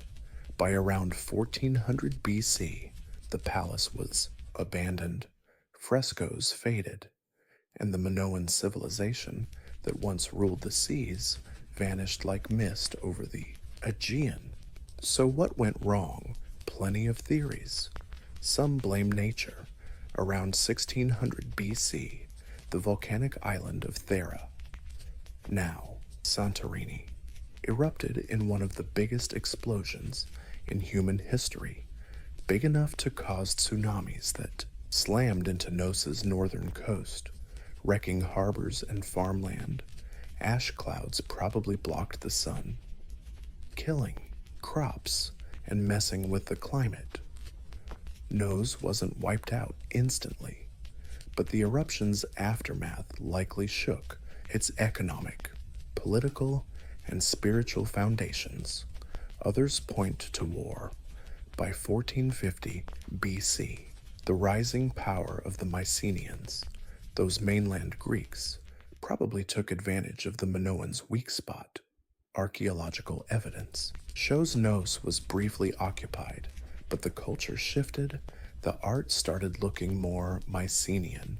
Linear A, the Minoan script, got replaced by Linear B, used by Mycenaean scribes. The palace, once booming with snake goddesses and bull dancers, now whispers in a strange new language. Some scholars think the Mycenaeans didn't just storm the island in one go, a slow conquest that gradually took over the island, first through trade, then influence, and finally ruling. Others argue internal collapse, a popular uprising, political unrest, or elite failure also played a part. It might be what caused this mess, but here's the kicker. There's barely any sign of violence in the rubble. No charred skeletons, no massacre evidence. Nos just fell silently, like with a whisper. The whole grand palace system just stopped. Rooms went quiet, rituals ended, and nature slowly took over. By the time Homer sang about the Cretans in his epics, Nos was already ancient legend, a patchwork of kings, monsters, and labyrinths. And honestly, that makes sense. What killed Nos wasn't just an eruption or invasion. Time had come, and all great things, no matter how beautiful, eventually get crushed under the weight of new empires. but the bones stayed, and if you listen close, the labyrinth still echoes underground for thousands of years. Nos lay buried beneath Crete's soil, just another forgotten pile of stones. Its name lost, legends twisted, walls swallowed by olive groves and dust, until one guy decided to chase a legend. His name was Sir Arthur Evans, and he didn't just rediscover Nos, he brought it back to life. In 1900, Evans, an English archaeologist with a flair for drama and a serious Homer obsession, bought the land covering those ancient ruins. Local farmers had found weird seals and artifacts clues that something huge lurked beneath their feet. Evans dug in. What he found changed Aegean history forever. He uncovered a massive, complex, and surprisingly advanced palace, so impressive he believed it was the legendary home of King Minos. The frescoes, the horns, and the architectural madness all pointed to one thing in his mind: the labyrinth. Evans wasn't just an archaeologist, he was a storyteller, sometimes a controversial one. He named the palace builders the Minoans, after Minos himself. He interpreted symbols, restored frescoes, and even rebuilt parts of the palace with reinforced concrete, a move that earned both applause and eye rolls. Some called it visionary, others called it vandalism, because what you see today at Nos is partly ancient ruins and partly Edwardian imagination. Still, Evans did what no one else dared. He revived Nos. He gave Europe a peek at a Bronze Age world way older than classical Greece, a civilization that was artistic, mysterious, and seafaring elegant. He also unearthed linear script that remains undeciphered, opening fresh questions about language, literacy, and the limits of our historical knowledge. But Evans didn't just dig up stones. He resurrected a legend and forced historians to admit that behind the labyrinth myth lay something real, complex, human, a maze-like palace, a civilization plunged into darkness, and one man peeling back the earth to find a story stranger and more beautiful than he'd imagined. Nos had slept for 3,000 years. Evans rang the bell to wake it up. Walking through Nos isn't just strolling through architecture. You're walking through a language of symbols, frescoes, carvings, patterns. They're everywhere. But the Minoans didn't leave us a Rosetta Stone. Their main script, Linear A, is still a mystery.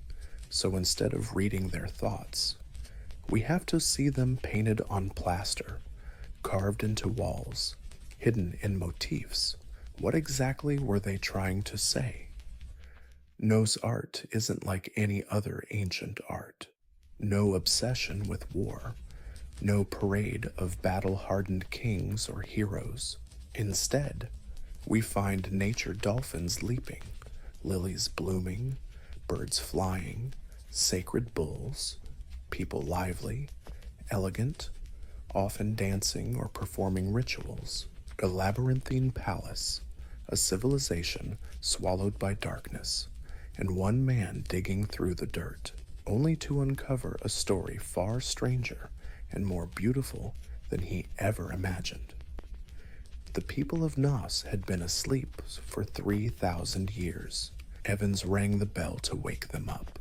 Walking through Nos isn't just strolling through architecture. You're walking through a symbolic language.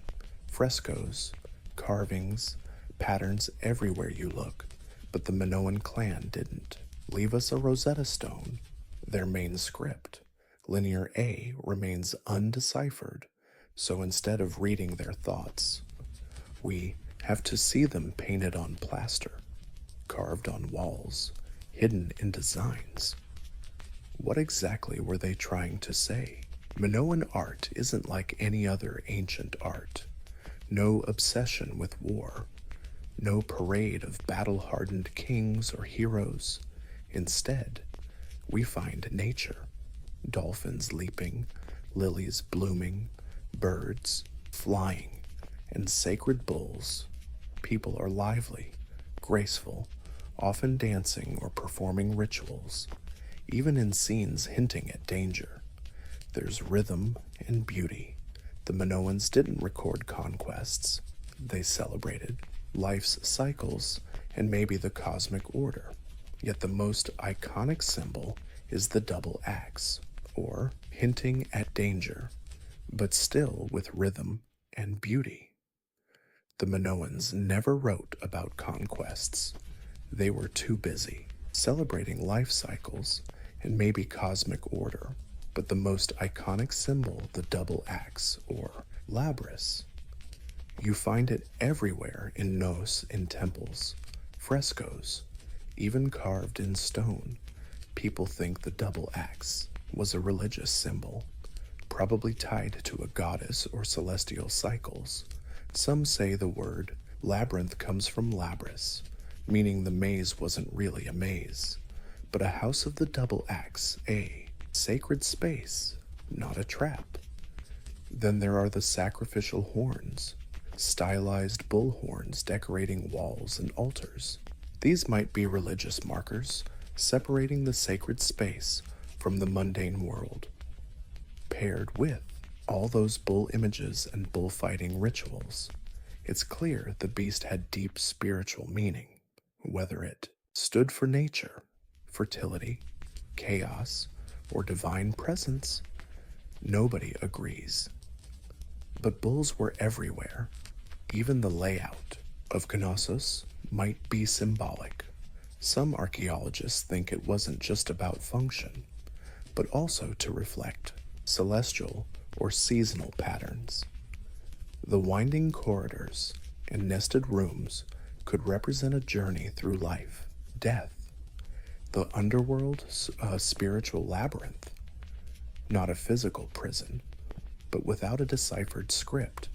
Every theory teeters on the fine line between insight and wild guesswork. The Minoans spoke in symbols, not stories, so we have to interpret for ourselves. What's Nos saying? We catch the rhythm, we see the images, but the meaning stays just out of reach. Like a thread slowly turning into legend, Nos is a pile of ruins. Sure, but it doesn't feel dead. Walk these halls today, and you'll sense something humming just below the surface. Not ghosts, not gods, just echoes of legends, of life, of questions that refuse to die. Thousands of years after its fall, Nos still traps us in its maze. Tourists wander the corridors, archaeologists dig for answers, and writers spin new tales inspired by its shadows. The Minotaur might be a myth, but the vibe inside the labyrinth is real. We don't know who ruled Nos. We don't know the names of kings, queens, or priests. We don't know the prayers they whispered or the laws they lived by, but we do know they loved beauty. We know they worshipped nature. We know they grasped the balance between architecture and art, between ritual and reality. And we know they were the first, before the Parthenon, before Rome, before Jewish temples or Persian palaces. There was Knossos, a palace that was also a city that was also a temple. This temple might also be a story, because maybe that's the real labyrinth. Not a prison, not a puzzle, but a story carved in stone, a legend built in architecture. The myth of the Minotaur didn't just appear out of nowhere. It sprang from here, from the chaos of corridors, the reverence in bull worship rituals, and the awe it inspired in generations trying to make sense of it. The Greeks turned it into a story. We turn it into archaeology, but at its core, Knossos is both. Today, We can stroll through its ruins in daylight, snap photos, map it out, even recreate murals. But the mystery hasn't vanished. The line between fact and legend remains as blurry as heat on stone. Maybe that's why Knossos endures, because it doesn't hand us all the answers. It reminds us history isn't always meant to be solved, it needs to be felt.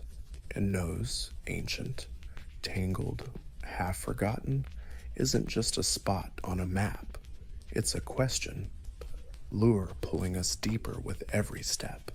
And like Theseus, we're all still watching the story unfold. Ancient engineers knew exactly what they were doing. The first battering rams were just rams held by hand. Soldiers just lifted a log and smashed enemy walls like crazy lumberjacks. But over time, battering rams got an upgrade. Engineers realized strapping iron bars inside wheeled frames, often with a roof to shield the crew from arrows and boiling oil, turned it from a tool into a terror weapon. The Assyrians, masters of siege warfare, turned those rams into psychological warfare. Their siege towers combined with battering rams meant the city gates would be smashed while defenders got pelted non-stop. Carvings from Nineveh show rams with spiked iron heads rolling toward rebellious city gates like slow-moving gods of destruction. And it wasn't just the front door that got wrecked.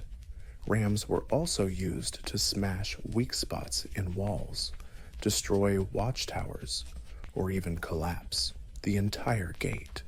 Their presence meant one thing: surrender, or watch your defenses crumble like stale bread.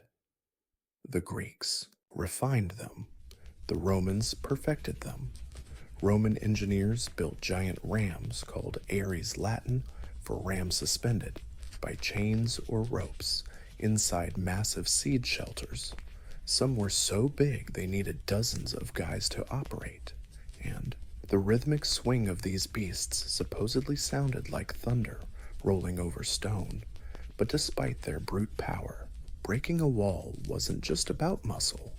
Operators had to keep the iron beam swinging while protecting it from flaming arrows, rocks, and all sorts of nasty stuff raining down. One dead ram means one dead ram. However, once a battering ram got going, really going, it was unstoppable. Wooden muscle versus human strength. It was ancient physics weaponized. And that was only the start of how engineers made walls weep. If battering rams were the blunt force, catapults were the tacticians. While rams smashed up close, catapults attacked from afar, throwing not just stones, but psychological terror. They were the first real artillery in military history, and they revolutionized siege warfare by turning physics into a weapon that felt downright magical to the enemy. The first catapults showed up in Greece around the 4th century BC, born from brilliant minds wanting more range and power in war. Dionysius, the tyrant of Syracuse and fond of cruelty, ordered the first twisted torsion catapult, a device using bundles of twisted fibers or hair as a spring. These weren't giant rubber bands for giants. They were precision tools designed to spread terror during sieges. The genius was in the mechanism. Engineers discovered that by tightly twisting ropes, often made from animal hair, they could store massive amounts of potential energy. When released, this force could hurl stones, spears, or even flaming objects hundreds of meters. Two main types quickly emerged: catapults that shot giant arrows like enormous crossbows, and trebuchets that flung big rocks over walls or straight into fortifications. Then came the Romans, who never met a Greek idea they couldn't improve.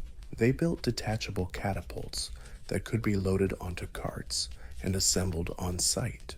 Mobile siege engines for the pros.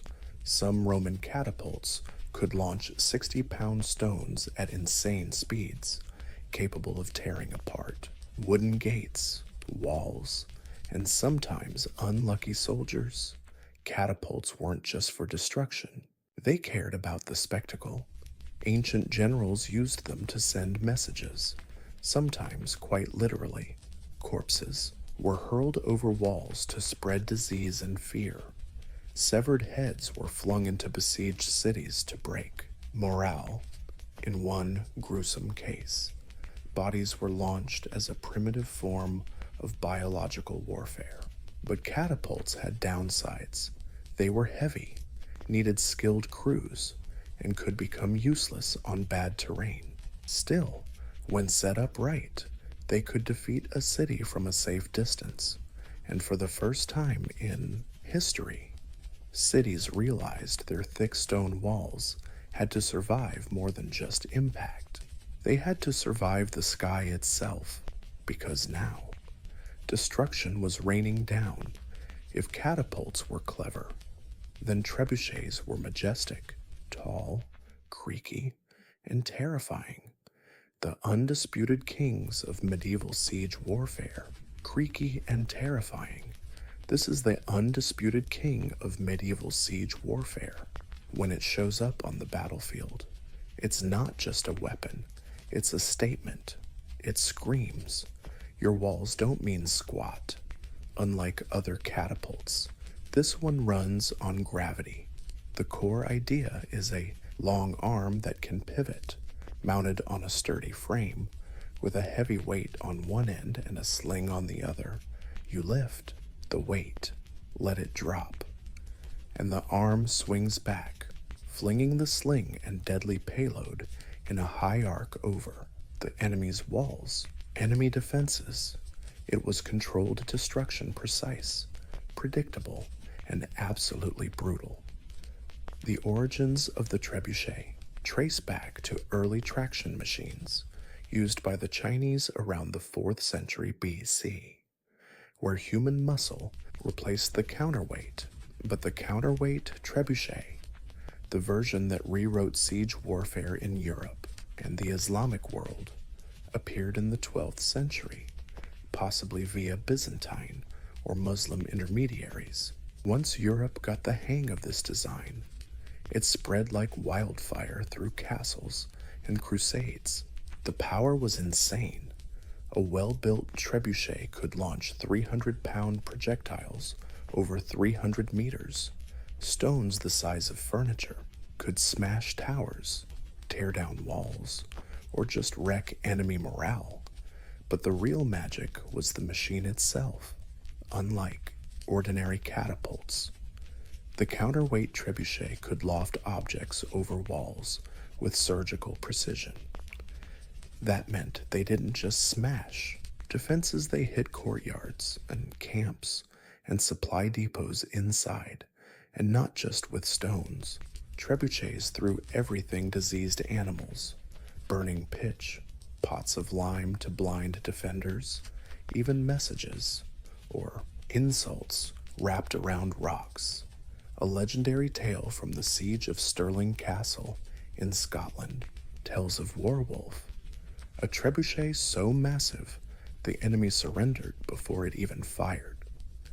The king refused to accept surrender just so he could test the beast. But despite its terrifying destruction, the trebuchet wasn't fast. It took hours to build, minutes to reload, and highly skilled engineers to operate. Still, no siege weapon combined range, power, and psychological terror quite like it. It was the medieval version of a slow-moving hammer from the sky, and when that counterweight dropped, cities held their breath, while catapults fired from a distance and battering rams smashed gates. Siege towers took a more personal approach. They rolled right up to the enemy's front door and dropped armed invaders inside. Imagine a skyscraper made of wood on wheels, covered in wet animal hides to resist fire. Surrounded by archers and spearmen, that was a siege tower part armored personnel carrier, part mobile fortress, and when one rolled toward your walls, you knew the real fight was about to begin. Siege towers were anything but subtle, big, bold, and terrifyingly effective when used right. The Assyrians might have been among the first to deploy them in the 9th century BC, but it was the Greeks, especially the Hellenistic kingdoms, who took the design to the next level during the 305 BC siege. Macedonian general Demetrius built a 9-story tower called Heliopolis, or the Taker of Cities. It stood over 100 feet tall, armed with catapults, covered in iron plates, and moved by thousands of soldiers. It also collapsed under its own weight. But hey, ambition was off the charts. The reason behind siege towers is simple. Walls only work if you can't get over them. Siege towers eliminated that advantage by creating a higher platform for attackers to get onto the walls. Breach gates and climb ladders from the top floor. Archers could rain death on defenders, while soldiers below prepared to storm the walls. But these towers weren't invincible. They were slow, vulnerable to mud, and prime targets for defenders' arrows, rolling stones, or even sabotaged ground. Smart defenders dug moats, built embankments, or secondary walls called counterscarps just to block tower access. Yet when they worked spectacularly. A hole in your walls is one thing, but lower floors getting ready to board. But these towers weren't invincible. They were slow, vulnerable to mud attacks, and prime targets for defenders' arrows, rolling stones, or even sabotaged terrain. Smart defenders dug moats, built dikes, or threw up secondary walls, called counterslope defenses, just to keep those towers at bay. Still, when they worked spectacularly. A breach in the wall is one thing, but suddenly your fortress is packed with enemy soldiers. That's chaos. Siege towers transformed battlefields from suddenly your fortress is crowded with enemy troops. That's chaos. Siege towers turned the battlefield from a horizontal strength contest into a vertical survival race. They turned height into both an advantage and a curse. And once the battering ram drops from the siege tower onto the walls, there's no turning back.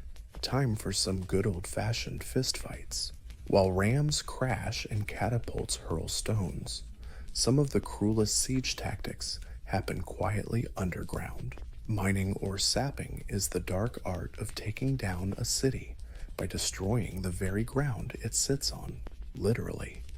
This idea is ancient and terrifyingly effective. You dig under the enemy's walls, prop up the tunnel with wooden beams, then set those beams on fire. When the wood burns away, the tunnel collapses, and in a blink, your city's still standing until a big chunk of its outer wall crumbles like stale bread. This method doesn't look glamorous. No fancy engines or rocket launches here. But tunneling is the slow, invisible killing weapon of fortress warfare. The Assyrians kicked off the earliest versions, but the Greeks, Persians, and later medieval European armies perfected the craft. At the Siege of Plataea in 429 BC, the Spartans tried tunneling under the walls, but the defenders dug counter tunnels, blocking them halfway and turning the ground into a nightmare of knife fights underground. This defense tactic is called countermining, adding a weird twist to siege warfare. Imagine soldiers digging away in the dark, hundreds of feet underground, listening for enemy picks. The moment they hear tapping, they rush over to block it, often sparking brutal, suffocating brawls by torchlight with knives and shovels. No glory here, just horror, choking dust, and panic. But when it worked, it had disastrous consequences. One infamous example happened in 1212, during the siege of Rochester Castle in England. King John's army tunneled under the south wall, packed pig fat into the pit, and set it on fire. The supports collapsed, bringing down the entire tower above. The defenders were stunned and surrendered soon after. By the 13th century, siege engineers had become experts at spotting weak foundations, measuring soil behavior, and planning collapse prevention with terrifying accuracy. They were geologists and demolition pros rolled into one. Tunneling took time, effort, and a touch of madness. But it proved one thing about siege warfare: if you can't get over the wall, and you can't go through it, you can always take it apart from underneath. Not all the drama in siege warfare comes from attackers. With every battering ram built or tower wheeled forward, the defenders had their own deadly tricks, and sometimes those tricks were downright fascinating. Let's start with the scariest Greek fire, developed by the Byzantines around the 7th century AD. Greek fire was a mysterious napalm-like substance that could stick to ships, walls, and flesh, burning even on water, sprayed from siphons or thrown in clay pots. It created total chaos. To this day, no one knows the exact recipe. The formula was so secret it vanished with the empire, but its effects remain legendary. Entire fleets turned into blazing skeletons in minutes, and that was just the beginning. In more low-tech defenses, boiling liquids were the go-to weapons. Hot water, oil, or sand would be poured through murder holes, those creepy openings in gate ceilings, or towers onto the invaders below. People especially feared oil. Unlike water, it clung to skin, soaked into clothes and armor, then burst into flames. Imagine climbing a siege ladder only to be greeted by flames you can't put out. Hot sand, though less dramatic, was deadly too. It sneaked into armor gaps, especially around necks and wrists, causing second and third degree burns by cooking the flesh underneath. From a distance, it looked unimpressive, but it turned brave warriors into screaming roast chickens in seconds. Defenders also relied on underneath. People especially feared petroleum. Unlike water, it clings to skin, soaks into clothes and armor before bursting into flames. Imagine climbing a siege ladder only to be greeted by fire you just can't put out. Hot sand, while not quite as on fire, picture climbing a siege ladder and getting welcomed by flames you just can't put out. Hot sand, though not blazing, is deadly. It sneaks into armor cracks, especially around the neck or wrists, causing second and third degree burns by cooking the flesh underneath. From afar, it doesn't look that bad, but it turned brave warriors into screaming piles of agony in seconds. Defenders also relied on old-school physics. Gravity became a weapon. Massive rocks, logs, even dead animals were dropped from battlements onto siege engines or tight enemy formations. The goal, not just to kill, but to wreck machines and morale all at once. Then there were traps, hidden pits, collapsing bridges, spiked barricades. Castles turned into painful puzzles designed to slow, confuse, and punish, all for one purpose: delay. Every minute the wall held was a minute closer to the enemy's supply lines drying up, disease spreading in camps, or reinforcements arriving. Every minute closer to the enemy's supply lines running dry, to disease spilling through camps, or fresh troops showing up. In siege warfare, brute destruction was only half the game. The other half, psychological domination, breaking defenders' spirits before the walls even fell. And oh, the rage. Brutal destruction was only half the objective. The other half was psychological domination, smashing defenders' will before the walls crumbled. Siege weapons weren't just war tools, they were giant, creaky, fiery symbols of doom. Every groan from a siege tower's wheels, every curved stone launched from a catapult was designed to plant a seed of dread in those behind the walls. You're not safe. Ancient commanders knew this. The Assyrians paraded their siege gear through the deserts with full pomp. The Romans built siege camps right in enemy sight, letting defenders watch the siege engines being assembled and tested. The siege was a show, and fear was part of the script. Sometimes the loads themselves carried a message. Decapitated heads of messengers or generals were flung over the walls, often still wearing armor. During the siege of Constantinople, defenders were pelted not just with stones but with corpses. Diseased bodies were launched to spread panic and plague. In the Mongol siege of Kaffa in 1346, it's believed that flinging plague-infected corpses over the walls sparked the Black Death in Europe. Catapults weren't just weapons. They were announcements when one of these giants was set up. Everyone inside the fortress could hear the creaks before they saw it.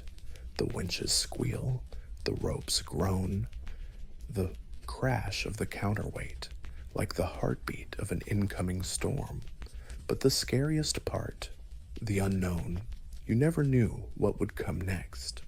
A rock, a fire barrel, a rain of arrows, or just silence. The heavy, eerie silence when engineers adjust their aim. Even sound was a psychological weapon. The rhythmic pounding of a battering ram or the sudden hush before a launch could drive defenders crazy with anticipation. 4. Commanders. The goal was despair convincing the enemy resistance was useless. That the gods had abandoned them, and their walls were just temporary hurdles on the road to doom.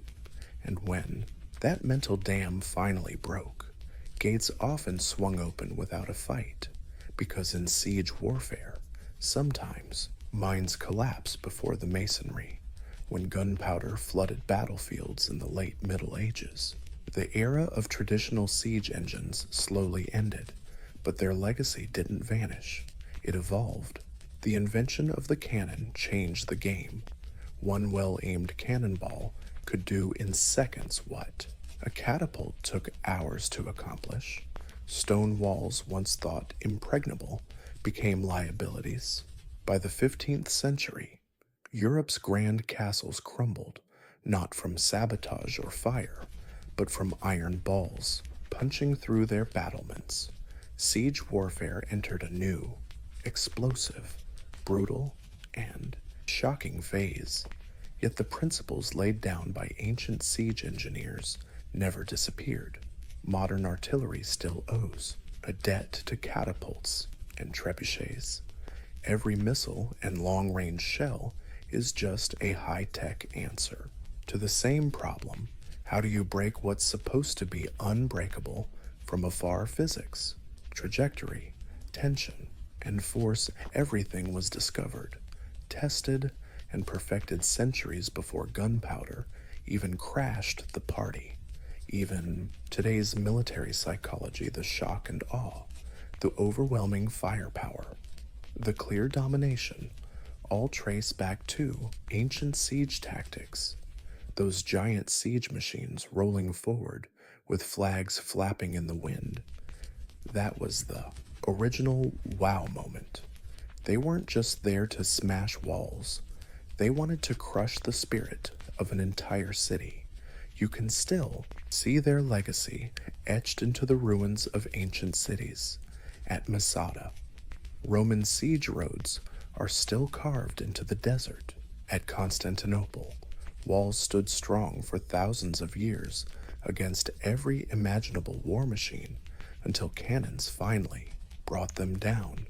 Across European castles, round towers and angular forts tell the story of a world constantly redesigning itself to survive the next siege. And today, even in the age of drones and satellite-guided missiles, siege warfare hasn't disappeared.